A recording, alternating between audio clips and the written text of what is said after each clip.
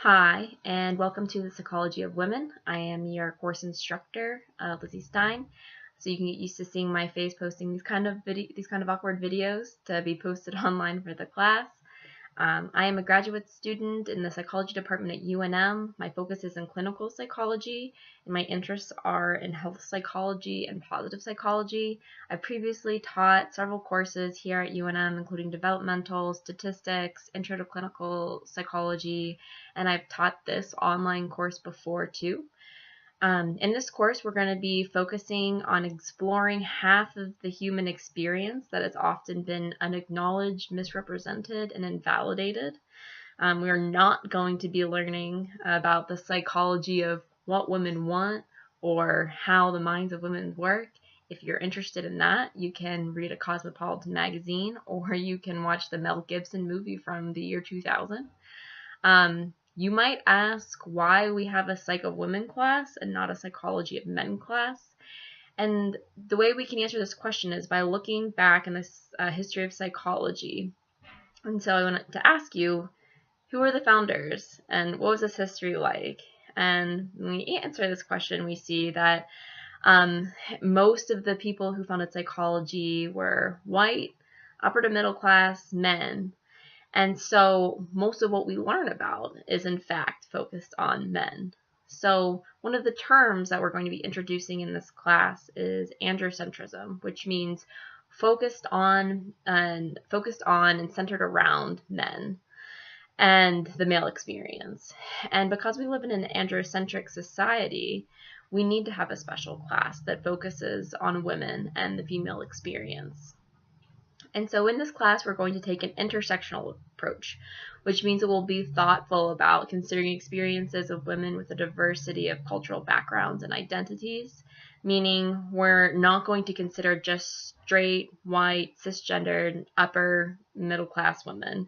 We're going to do our best not to leave anybody out of the conversation because from a feminist psychology perspective, taking an intersectional approach to understanding psychology is crucial.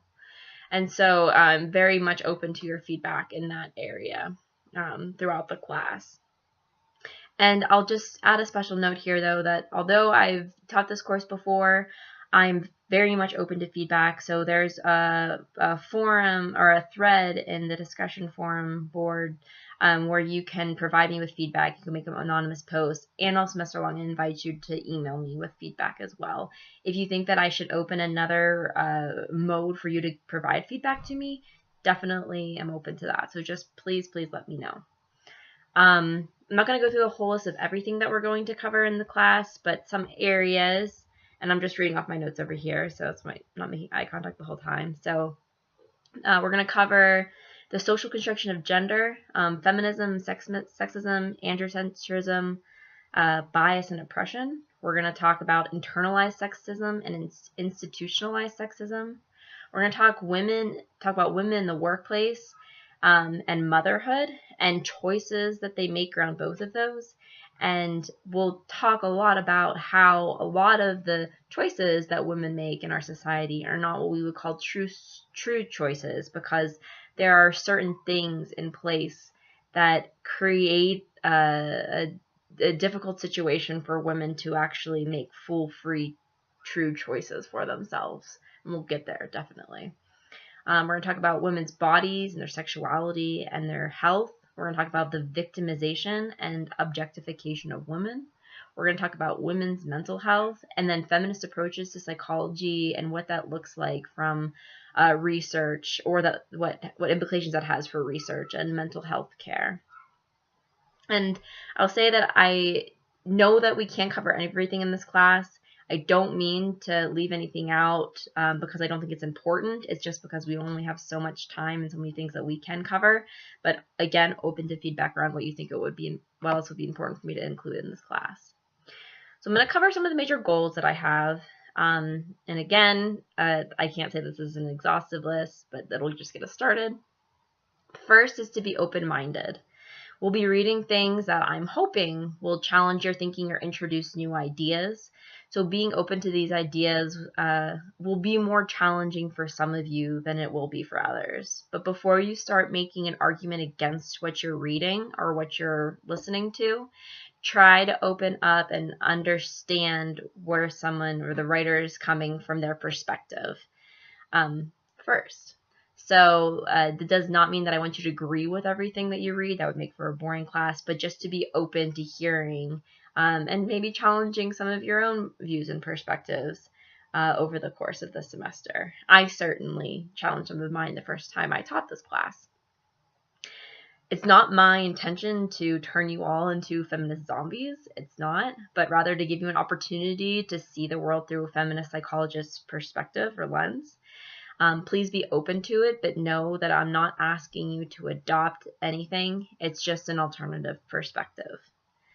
I am not an expert, so I hope to learn with you and from you over the course of this semester. I've selected diverse readings from both scholarly and non-scholarly sources to try to engage with the material in a comprehensive and inclusive way. The assigned readings and videos certainly don't always represent my personal views, but I hope we can examine these materials from a feminist perspective and learn to become more effective consumers of information. And I would also like for all of us to start to become more critical and aware of the world around us and to start to see more clearly that the ways that we talk about people, so our personal narratives and what we consume and the commercials we watch, and the policies we endorse or just accept can all contribute to the oppression of women and to other people in our society. So I want to challenge yourself to examine how you're contributing to the status quo, because more than likely we all are. It's all good to talk about these things in an academic setting, but how do our actions and words fall in the real world? So I want you to take the things that we're learning and take them out outside of this course with you. Also, an important thing, we'll be talking a lot about feminism, and I want to be clear that feminist approaches are not just about benefiting women. They're about benefiting all people, and this idea that all people will benefit whenever all people are treated equally in our society. So that's the kind of feminism that I'm talking about in this course. I know there's lots of different kinds of feminism, and I'll talk a little bit about that during Module 1. And throughout the course, we'll be reading a lot of primary research articles. I want you to take note of the kinds of research techniques that help us gain a deeper and more comprehensive understanding of women's experiences. So one thing that I think is important, the interesting idea that psychological theories and techniques are preoccupied with the people who are like those who constructed the theories. That is, those in the middle class and primarily European Americans. So the existing psychological theories and the methods that they use to research these theories kind of perpetuate only examining kind of like one part of society, one way that people can identify. And we know that we live in a very intersectional and diverse and dynamic community. And so I want you to kind of become aware that there are certain ways that we study things that kind of perpetuate theories that don't fit everyone's experiences. And I want you to kind of look for the kinds of techniques that help us to get outside of that box. And one last thing. So the big theme, one of the biggest things of our class is this idea that sometimes it's difficult to see structures of oppression that exist in our culture because they're so deeply rooted in what we know that it's hard to imagine what is possible outside of these structures. So that's why our culture can sometimes be invisible and difficult to see and difficult to critique. That is why the status quo can be so easy to maintain. So I want us, one, to try to be more observant of our culture and our practices, which will require us to kind of take on a new perspective and try to be a little bit more objective of what we're seeing, a little more critical, try to see what sometimes feels invisible, our culture, and also to reject the idea that just because something is the way it currently is does not mean that it's the correct way of being, or that it must always be that way. I want us to be aware of, and this is something that Chimamanda Adichie talks about in her TED Talk, that we make culture. we make culture and culture does not make us, meaning that we make the policies and the institutions and the things that create the systems that are in play in our society today. And so if we can make culture, we can change culture, and that not everything we make is right. So I hope this was a helpful introduction. Welcome to the course, and looking forward to working with all of you.